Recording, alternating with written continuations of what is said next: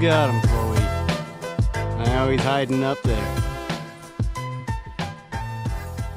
She'll be looking for him for the next hour.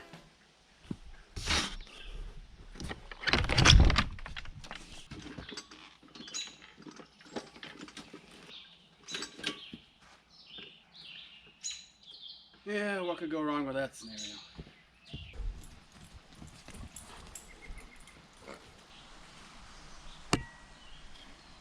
This is a Coolster model 3050B.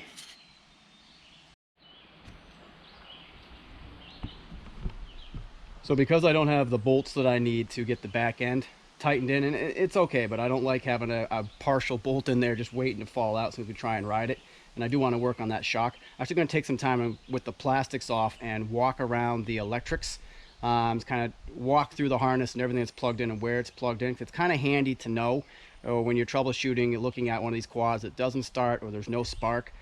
So with it sitting as it is right now, it's really a great opportunity to walk through it. So we'll start up here with some of the kill switches or kill switch mechanism. So there's a wire that comes off your braking system up front, and this prevents the motor from actually cranking once it's turned on and you press your starting button. Nothing will happen unless you have the brakes depressed that are attached to that wiring. So in this case, we do have a wire coming off the front brake down to a plug that runs into the harness. You'll also want to see if you have one of these safeties on your rear brake.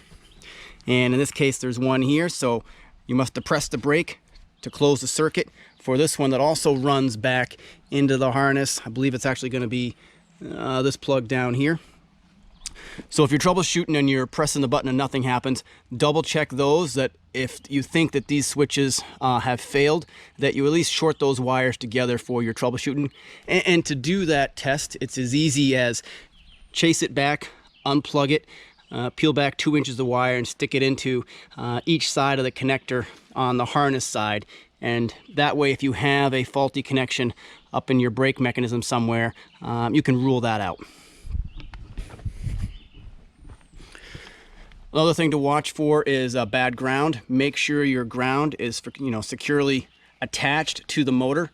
Often on these, I find them attached to the stator side. So this is important. Without this, obviously you won't start.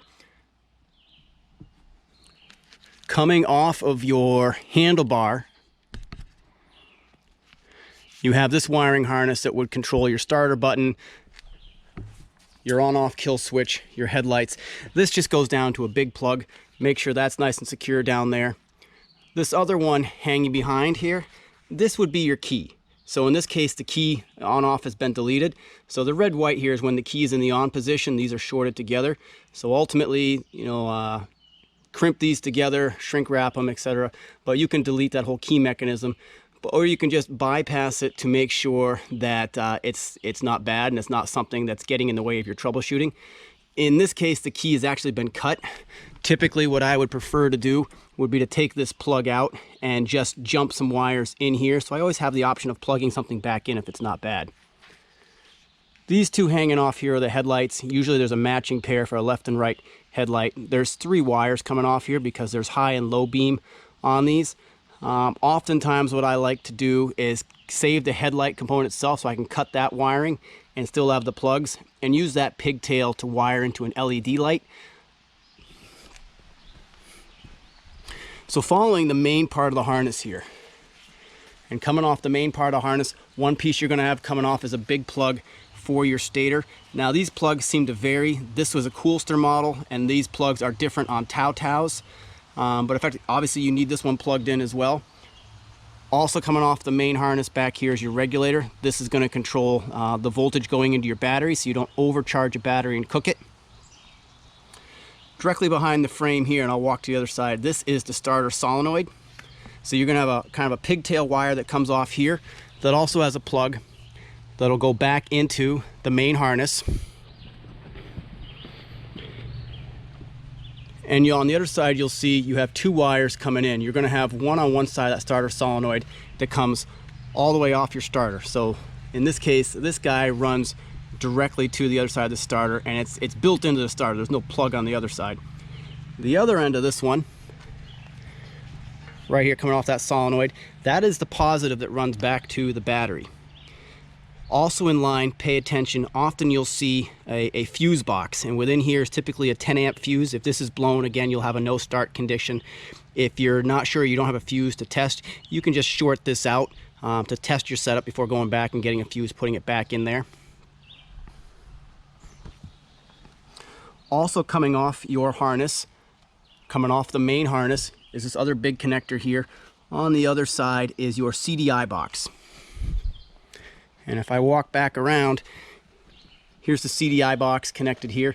This controls how high the engine's going to rev. It controls the firing for your spark plug. A bad CDI box is often the root cause of all kinds of weird performance issues.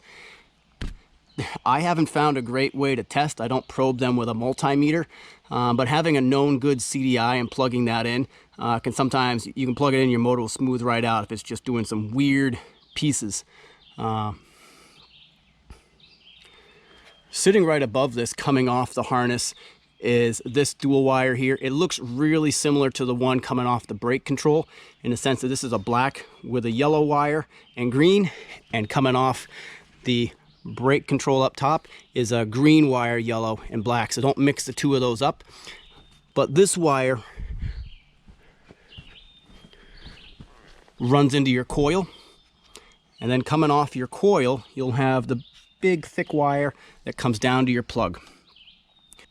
I think that covers all the electrical with the exception of a rear light.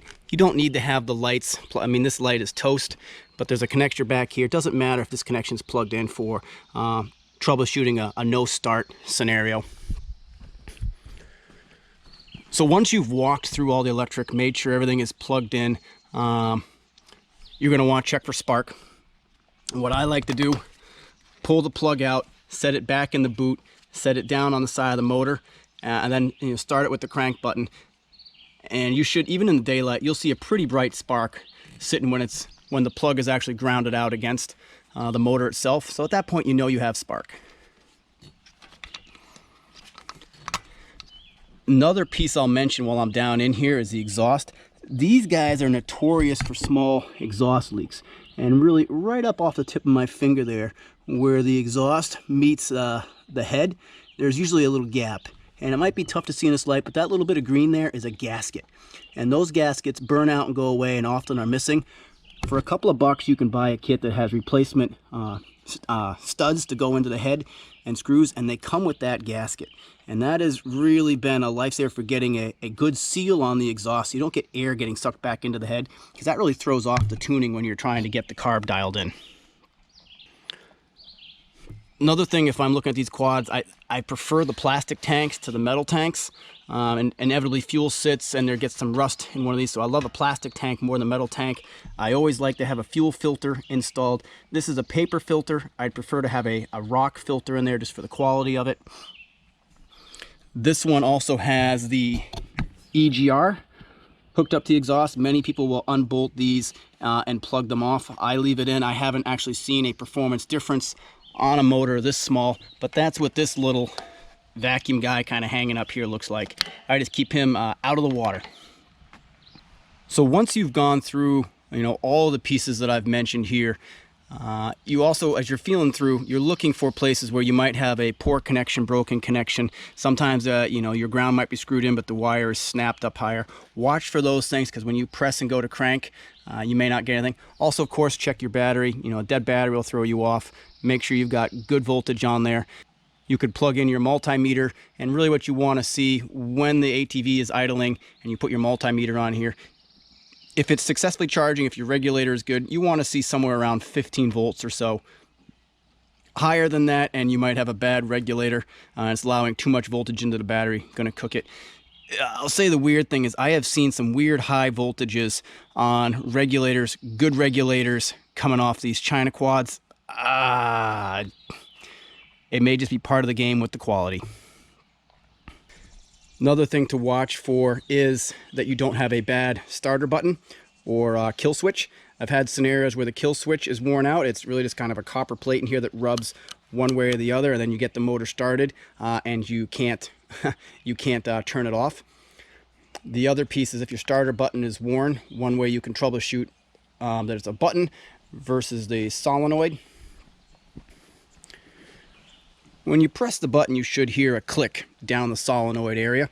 If you're not hearing any of that, you can come down in here with a a flathead screwdriver, peel back the boot, and just stick the screwdriver between the two poles here, the screw studs.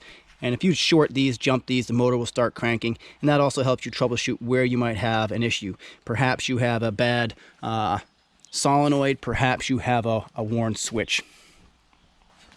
This is just your oil blow off. So if you have, often what happens if you overfill in the oil, when the motor gets hot and you're cranking, you start blowing oil off here, which of course lands on the motor and smokes. Always check for that. And really that's about it. It's easier to troubleshoot the electric with the body off, with the plastics off.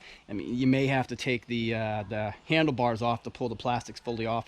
But if you're really troubleshooting an electrical condition, it's really helpful to take all that off, because you can get around it so much easier than trying to reach up under the plastic, kind of squint under there with a flashlight and see if you've got a frayed wire or a connection. So if you've got one of these with a no start condition, take the plastics off, then you can walk through the electric. So hopefully this was helpful, walking through, kind of showing what needs to be connected and kind of some of the basic troubleshooting that I do. If you have questions, certainly leave them down there in the comments. I'll answer what I can, and maybe I'll learn right along with you and kind of tear something down here. If you like the content, give a like, give a subscribe. We'll keep doing what we can to make these, have some fun, because these are really great, cheap learning platforms to play on, and so far they support an adult like me. So let's have some fun with it.